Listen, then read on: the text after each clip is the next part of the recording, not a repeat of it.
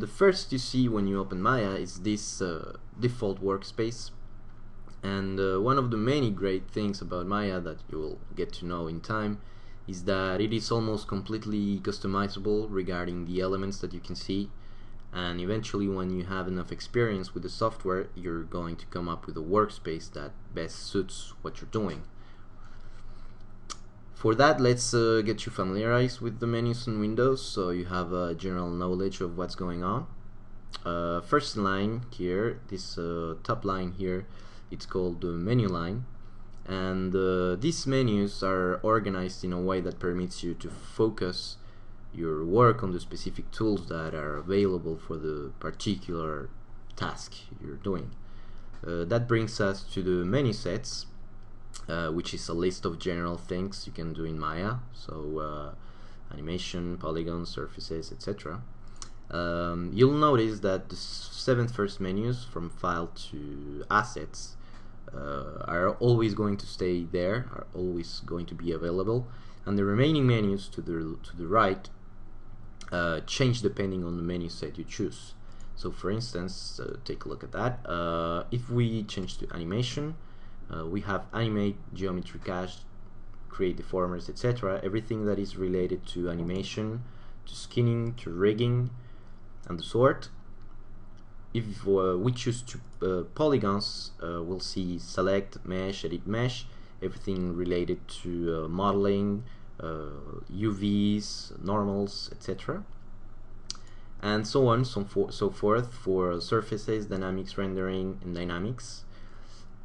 These menus hold all the available tools of Maya, and as you can see, there are literally hundreds and hundreds of menus. So don't worry about knowing them all. What will happen in your experience with Maya is that you will probably never know them all, because the program is huge, and that's where the strength of Maya is. It has so many options that it is really a very flexible package in which you can do just about anything.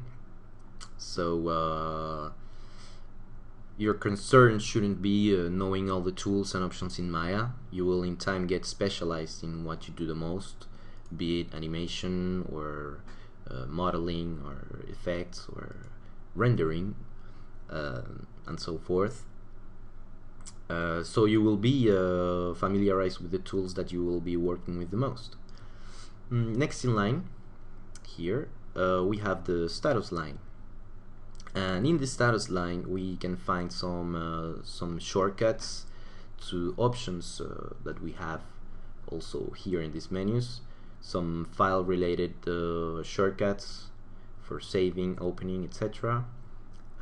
Some selecting shortcuts which are called selection masks, which lets you choose which kinds or types of objects are selectable in your workflow. That's going to be very handy. We'll talk about that more in depth just in a couple of minutes.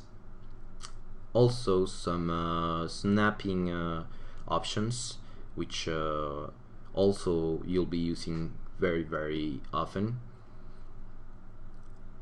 Next to the right we have some rendering buttons, which we'll talk about later, and an input selection box which lets you choose from absolute transform, relative transform, rename, and select by name, and we'll talk about that also later on.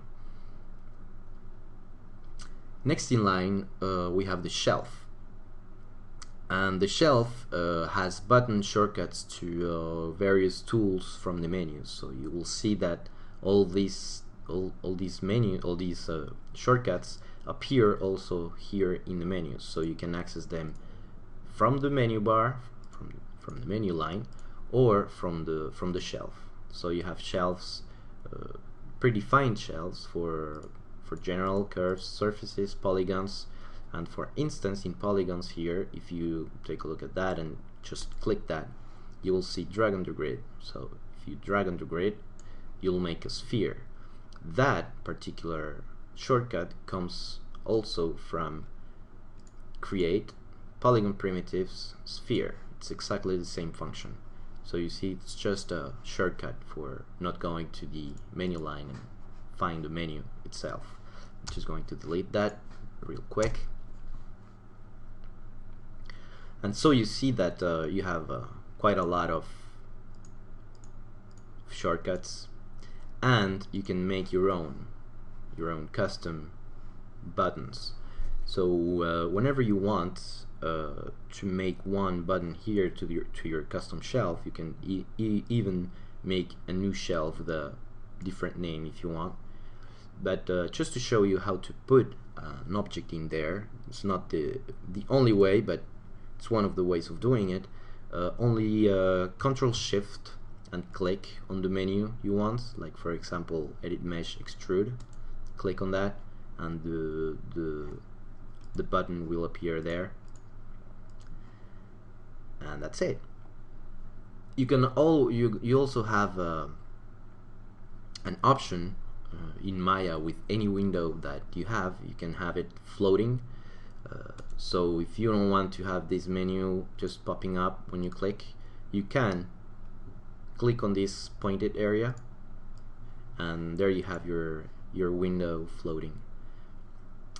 This is very useful when you know, when you're making some operations and you don't want to go window, or for instance create polygon primitive sphere and then create subdiv primitive sphere, etc. So you can just come here and have that window floating, and maybe have that window floating also, and then just choose on your menus. You can also close them and get them out of the way. Below the shelf to the left of your screen, you have the toolbox, which is this one right here, all this line, which are of course the tools you will most often use in your workflow. These tools, which are select, move, rotate, scale, are wired to the QWERTY keyboard. So if you hit Q, you're going to select, well, the select tool. W will access the move tool. E will access the rotate tool. R will access the scale tool, and Y will access the last tool used. For just for a little bit of clarity, I'm just going to show a sphere that I had there. So if you hit Q, you can select objects, and let's go and create another sphere, just because I want to show you some things about the selection that are important. So when you can select just by clicking on object. You can select by dragging over, you know, an area and select. It also works for when you're in component mode, and we'll talk about component mode later on, but just so you have that information right now. You can also shift click to add a selection. You can control click to remove from a selection, and you can control if you shift though, if the object is not selected, you'll select it. If the object is selected, you'll unselect it. So it's kind of a toggle selection.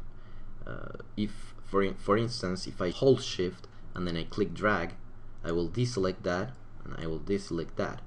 If there's this deselected, if I shift drag, you know, it's just a toggle. If you want to add though, if you want to like drag and select, let's say I have this one selected, I want to select this one with dragging, but if I want this one to stay selected, I can hold Control Shift and drag, and then everything, you know, it won't be a toggle anymore, it's just adding to the selection.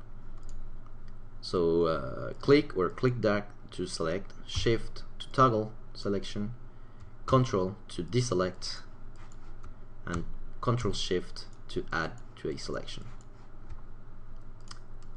That's about that. So W will be your move tool, and your move tool, you can use it by just clicking and dragging on the gizmo.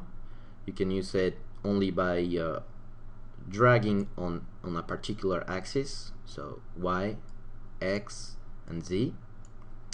And you can always also block one of the axes by control clicking that axis.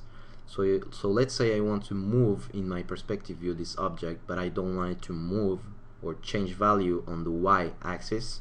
So I'll just control click that axis, and you see that this square changes.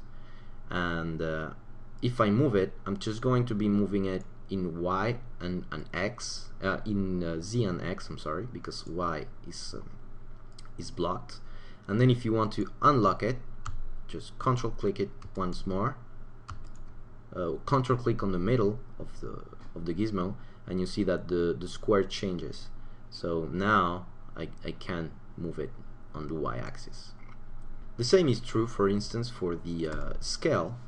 So if you want to scale on all axes, you just drag on the middle of the gizmo. If you want to scale over only one axis, you'll just drag that axis.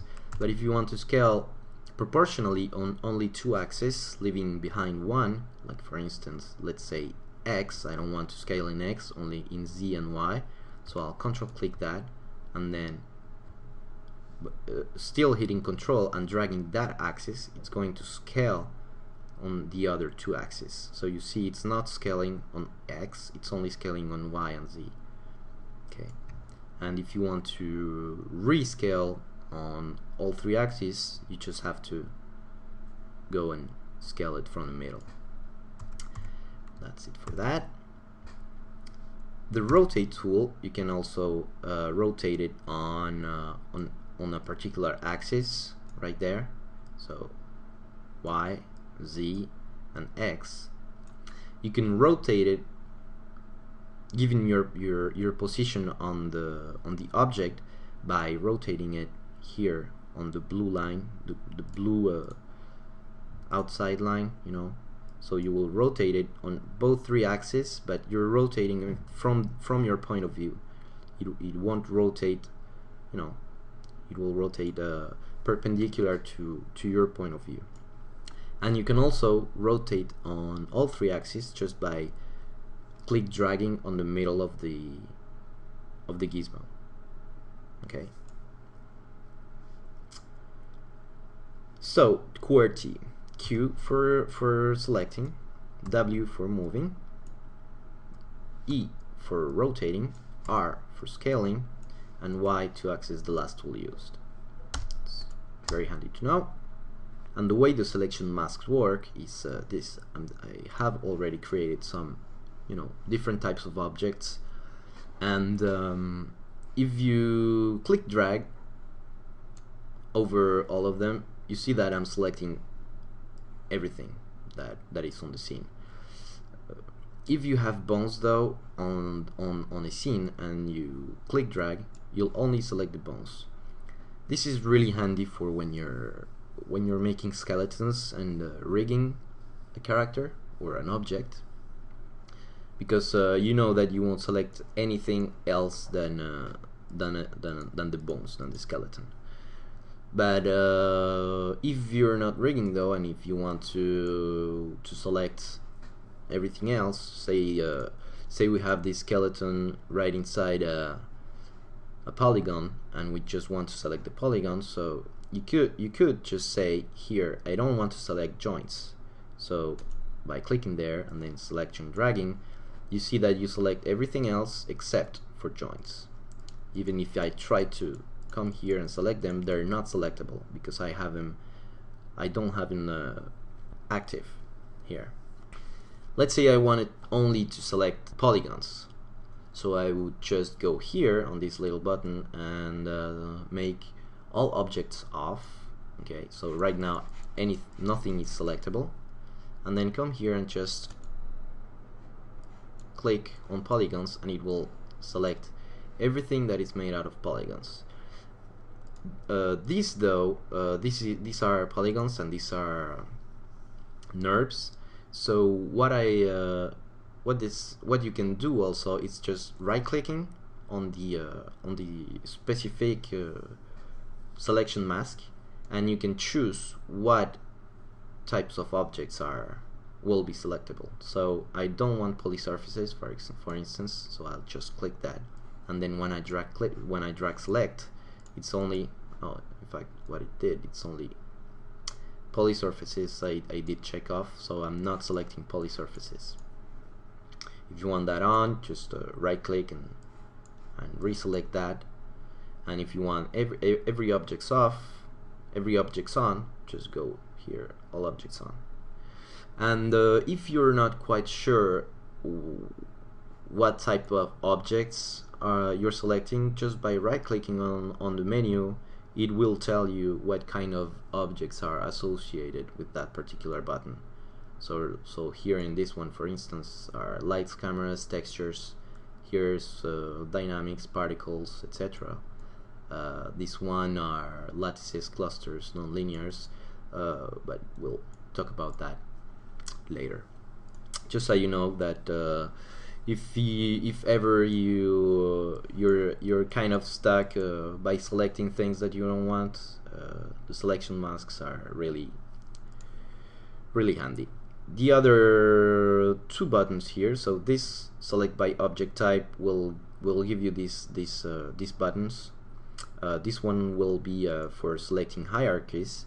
So for instance, here I have this cube that is parented to this sphere, so this cube is child of this object.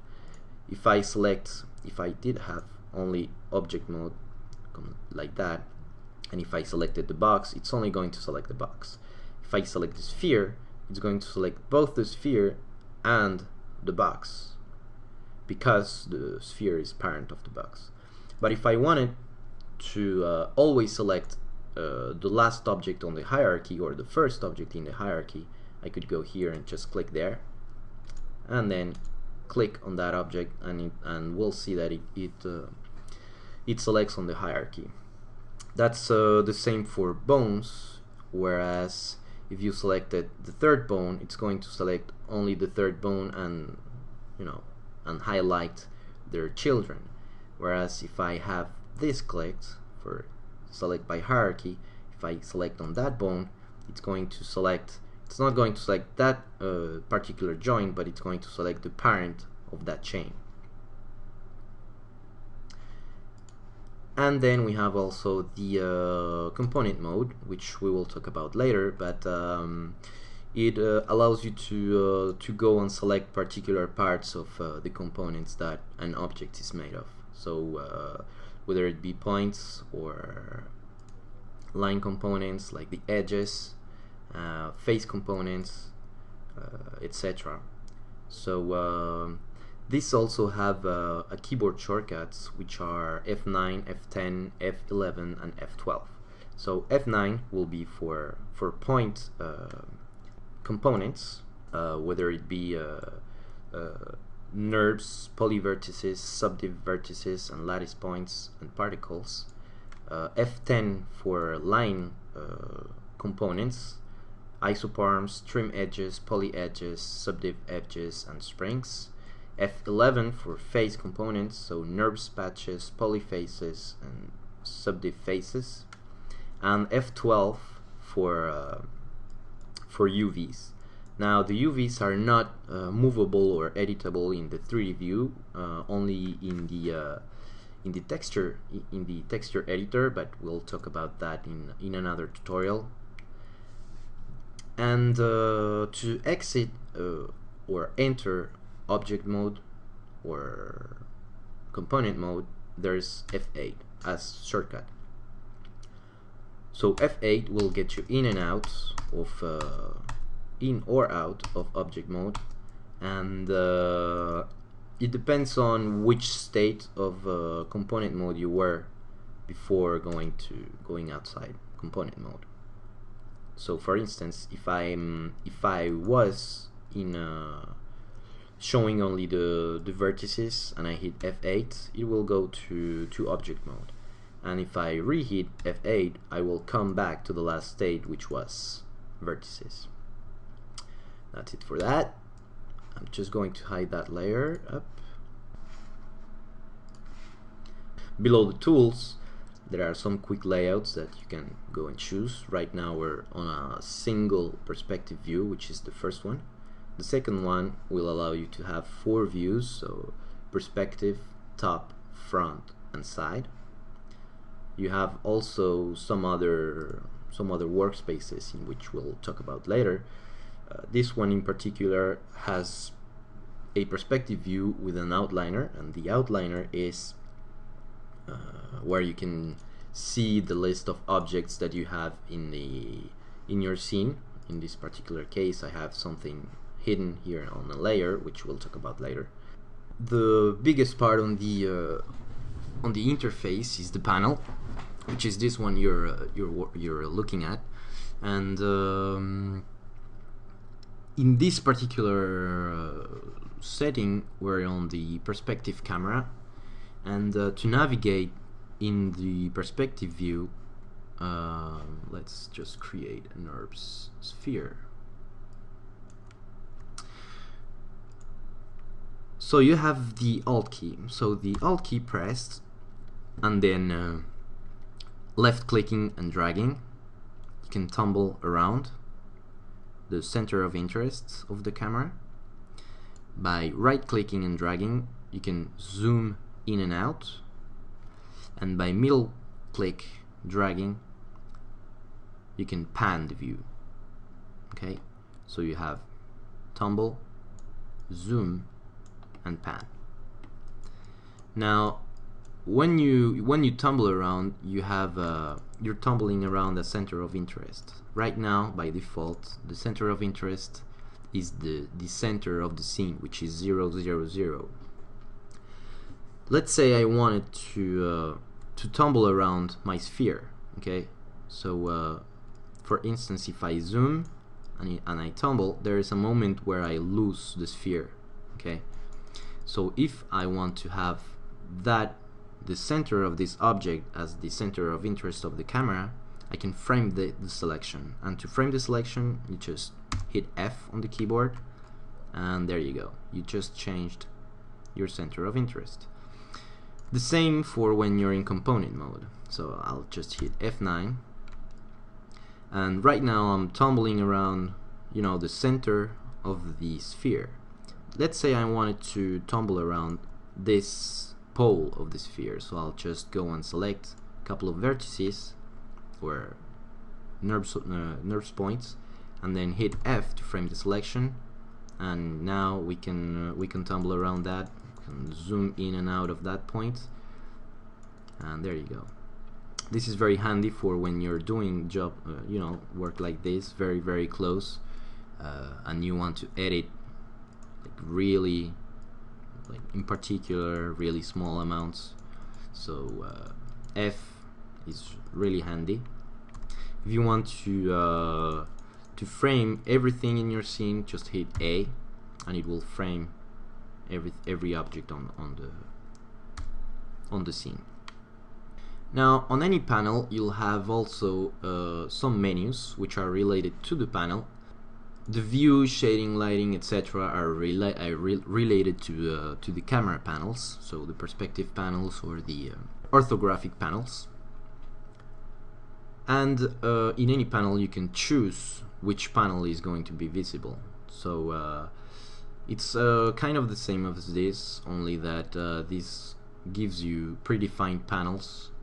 And here in the panel, for instance, I can, if I don't want to have the outliner, I can just go and panel, and then choose another panel: tracks editor, visor, blend shape editor, paint effects, you know, graph editor. You can change the panel to whatever you want. I'll just go here and go back to my outliner, and there you go. So you can choose what panel is visible. And same for the cameras, so you can go here and panel. If you want a perspective, you can create a new camera, or you can just go to the perspective, which is the one we are on. You can see them because it has the name right on the bottom if you have it active. You have orthographic views, so front, side, top, or you can make another one based on the camera you're looking at. And for instance, if you have a camera, so let's create a camera. There is our camera, and let's say I did want to look through this camera, so I can just go to panels, look through selected, and then I am looking through the camera. So if I tumble around, there's my camera, and I hit F to frame that ball, and right now we're looking through camera 1, which is the camera we just created. And if I wanted to go to the perspective view once more, I just go here, panels, perspective, and perspective. So you see here in perspective you have the list of the cameras you have in your scene, of the perspective cameras you have in your scene. If you did have some more orthographic views, you'd have them added here to this list. And that's it for that menu. Below you have some menus also related to, for instance, this lets you select the camera that you're looking through. So right now we're looking through perspective, and when we hit this button, we're going to select that camera. We have you know, you can have a film gate when you're on a camera panel.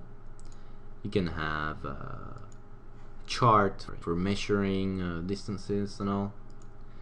You have a text save window.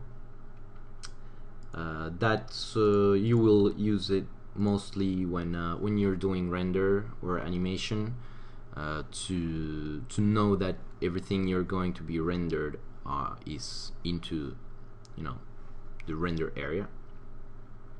And next you have some visibility or display shortcuts, which are wireframe. The second one is shaded. The third one is wireframe unshaded, which is this one. The difference is shaded is like that, and wireframe, you see the wireframe and the shaded at the same time. The other one is textured, which will not display anything at the moment because we don't have any textures applied to the sphere. The next one is lights, which will not do anything. It just puts our sphere in black because we don't have a light. If we did have a light though, like for instance here, which I have a point light, which is right there, you can see that it shows us the light and the shadows of those objects.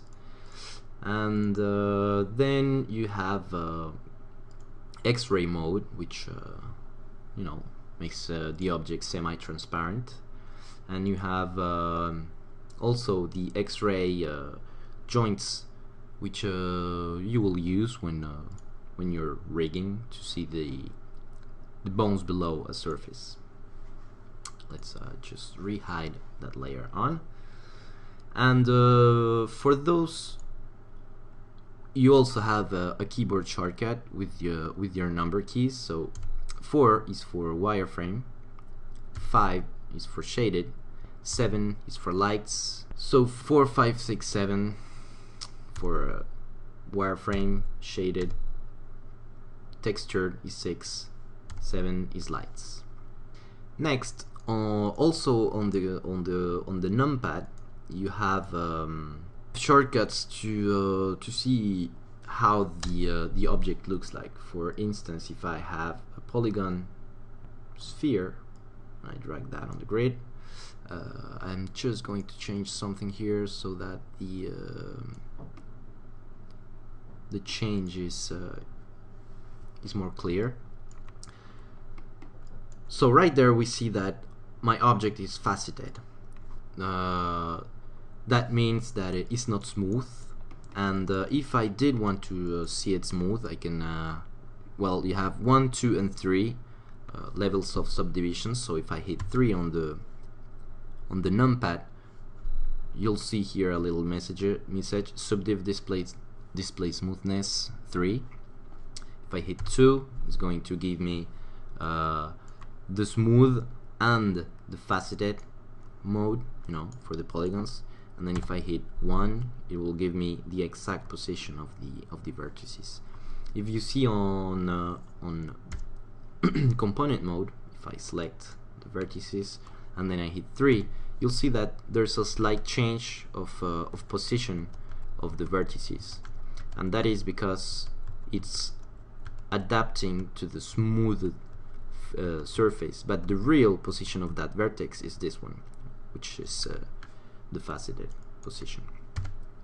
So 4, 5 and 6 to wireframe, shaded and textured, 1 for 1 level of smoothness, 2 for smoothness and the faceted mode, and then 3 for smoothed. Let's go out of component mode, and next to the right we have the channel box and the layer editor. The channel box is where you have all the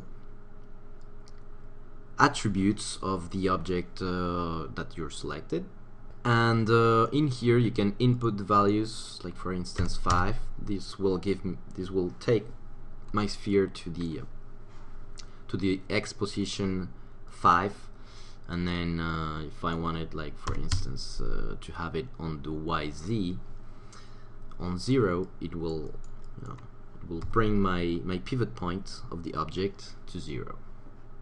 Pivot points we'll talk in the next chapter for polygon primitive creation and manipulation. Below, so just so you know, these attributes are the attributes that are considered as animatable, so you can make keyframes on them and animate them. They are not all the attributes that you will see that exist for this object. If you wanted to see all the attributes that exist for this object, you can hit Ctrl A, which will pop out the attribute editor, and there you see that it has quite a lot of things inside, and those are all the connections or all the nodes that are associated with this object.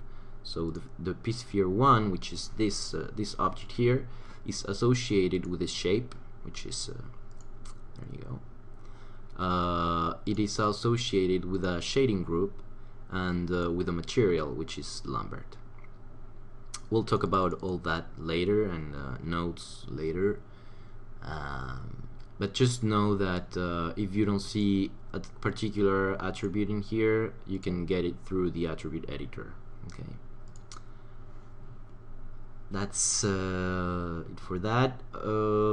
If I normally have the attribute editor floating, because sometimes I want to see the channel box and the attribute editor at the same time. So for instance, I can have the material attribute just on site if I wanted to apply a texture, etc., and at the same time, you know, have this available to edit the object. There you go. Below the in the channel box below, you have the inputs, and right now in the inputs we see a thing that is called the construction history of the object. So this object was created by coming to Polygon Primitives sphere, and if I go to the option box here, it will get us the tool settings for that tool. So it says I did it with 20 axis divisions and height divisions of 20, which was the default.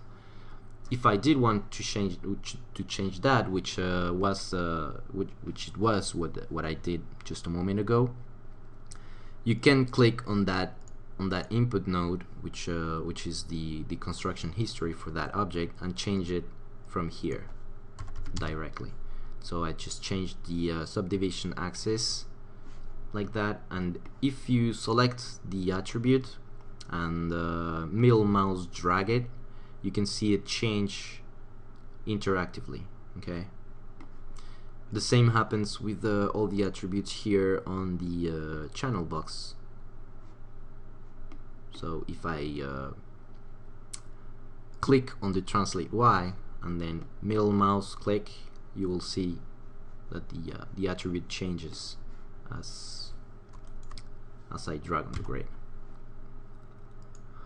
I'll just close that tool options, and on the tool options, which we haven't spoke of before, I like them right here. You can choose wherever you like them, but you will see all the options of the selected tool. So right there I'm on selection, and it has some some options that we will talk about in the next chapter, as well as the move tool. It has some options related to how the gizmo moves and the orientation of the gizmo. We will talk about that on the next chapter. Also, with the rotate tool there are some options, and with the scale tool there are some options, and you will see that whenever you go here to edit mesh and to any menu that has this box has an option for for getting into that tool. That's about it for that. Below you will see the timeline, in which you can see the animation and scrub through the timeline to see an object move. We won't talk about that just now, but just so you know that if I had an animation here, like for instance like that, hold on, up, if I scrub through there, I can see the animation. We'll talk about that more in detail on a further tutorial on animation and keyframes and all that. Just so you know, this is where you keep track of the animation. It's called the timeline. Below that you have the range slider, which lets you focus on a particular point of the timeline. We'll talk about that later. Also, we have some buttons to play forward, play backward, go back one frame, go back one keyframe, etc., which are very handy when you're doing animation. And there you go. Below that you have the input line, the command line, I'm sorry, and you can see here it says Mel or Python. Maya has those two languages associated with them. But just so you know, Mel is the standard language for Maya. Everything you do in Maya translates into a Mel command, and for the code geeks, for the code junkies, this is going to be very exciting to look at. The Mel language. It's very, very easy to understand, to learn, and there you go. So here you can just input a line. So I'm just going to say move R, which stands for relative, 90 space 0 0. Maybe 90 it's too much. It's going to move it to 90 on the x-axis. Right there I'm just going to move it 9 units on the x-axis, semicolon, and just hit enter, and it does that. So it's pretty helpful. I mean, whenever you know the commands, you can save a lot of time. You can input functions here, etc. And to the right you have an information box, which will give you information about what's going on. Like for instance, when I create, let's make a cube, it will say result pcube2 polycube2, This is particularly important when you have errors on your scene. Most of it when you're making any kind of calculation, like for in rigging, you can get into a cycle which is double transformations. We'll talk about that later, but just so you know that you'll have warnings here whenever something doesn't, will not return the expected calculation. For instance, when you're calculating cloth, if you move through the timeline, it will say here the time change is too large, so the calculation has skipped. Messages like that you will receive here. And to the right of that, we have a small button that will open our script editor, in which you can input commands and make your own scripts. We'll talk about that in a mail scripting tutorial. And lastly, you have the helpline, which is this one over here, which displays information for the tools or the objects you hover on, and that's it. Now on any panel, what you have is a menu that it's called the hotbox, and the hotbox is called just by hitting on the space bar. Holding the space bar, you'll see this. So you see that it has a lot of menus, like mesh, edit mesh, and these are all the menus that refer also to the menu line. So you can access them here by the menu line, or you can access them by the hotbox. Now in the hotbox you have this center menu, and if you click out of it, like to the right or to the left, in this case to the right, you'll see there is another menu that pops out, and this is for displaying or hiding these particular elements.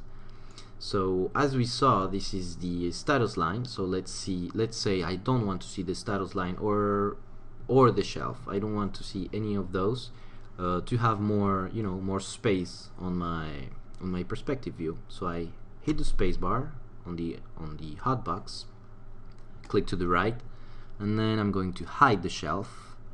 I'm going to hide the status line, and there you go. Now we have more more space for our perspective view.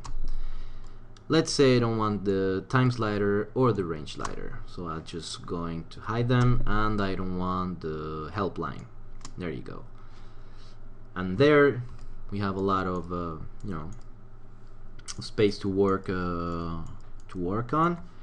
Let's say I do want the shelf back on. Let's say I do want the help line back on. Just hitting space, clicking here, and selecting anything you want. Normally what I have is I have the status line on. I don't have the shelf on.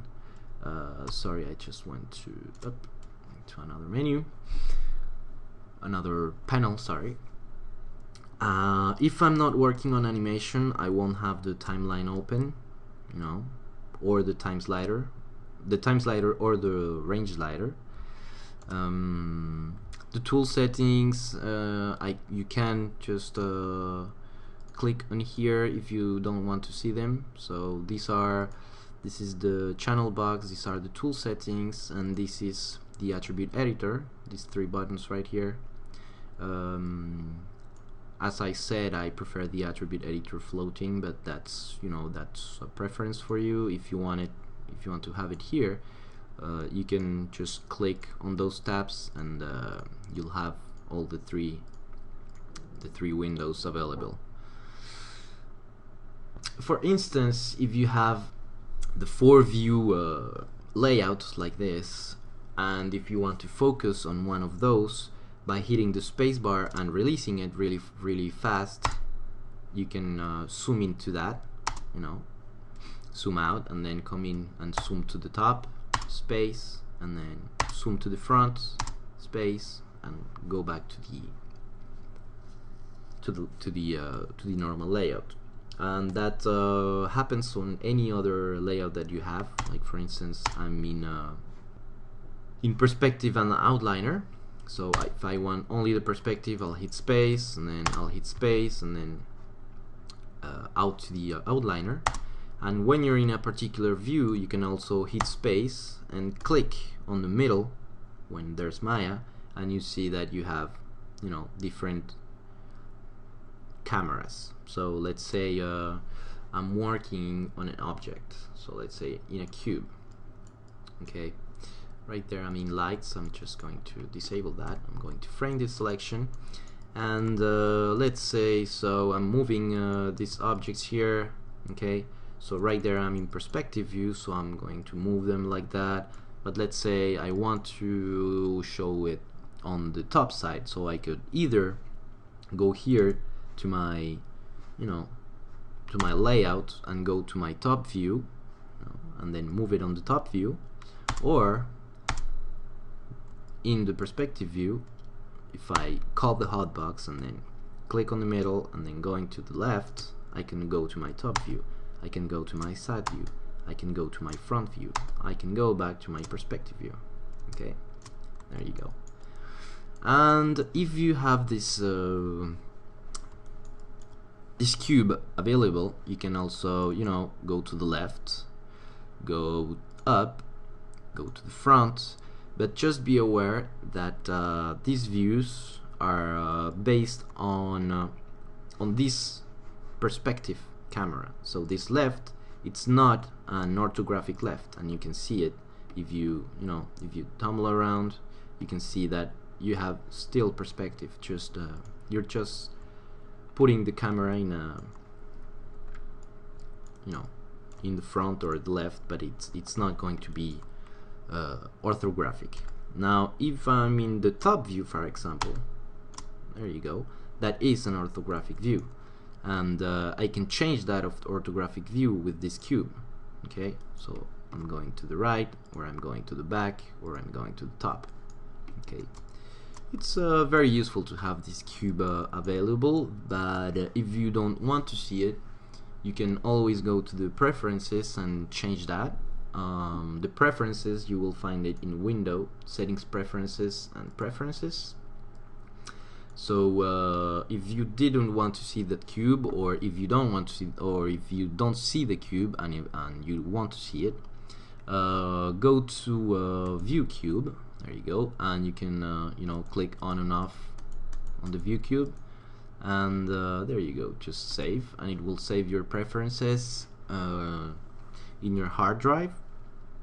Now that we're talking about that, let's go and see what it does with your preferences. So I'm just going to go to my hard drive, and if you go to Documents and then Maya, and then your version of Maya, you will see that you have maya.env for environment file. You have 3 folders, which are Preferences, Presets, and Scripts. And all your preferences, all your scripts, whenever you save them, they're going to come here to this folder. What I do is I do have preferences, numerous preferences for, you know, numerous things. Like here, for example, I'm making a tutorial, so I don't want my the preferences that I use for when I'm working on my stuff. So what I do is I make a copy of those folders, and I can change you know, the preferences of Maya. I can copy also the preferences, my preferences on this computer, and then bringing them to another computer, pasting them in the right spot, so in Documents Maya, the version of Maya, and then I'll have my preferences ready for whenever I want to work on those. That's it for the preferences. We'll go of course more in depth on the preferences, on the performance settings and everything else, the hotkey editor, the marking menu editor, and the marking menus are these ones. You know, the hotbox are marking menus and all that jazz. We'll talk about that in a later chapter. I don't think it's very important to talk about that right now, because you won't really see the functionality until you really know a little bit more of Maya, and trust me, I will make one tutorial about that whenever I think you have enough information to you know, get advantage of that functionality. For now, I think it's it for this part of the tutorial. I'll see you in chapter 2, in which we're going to talk more in depth about primitive creation, manipulation. We're going to talk about some options for the tools, and you know, very basic polygon modeling. So see you on the next chapter, and that's it. See you there.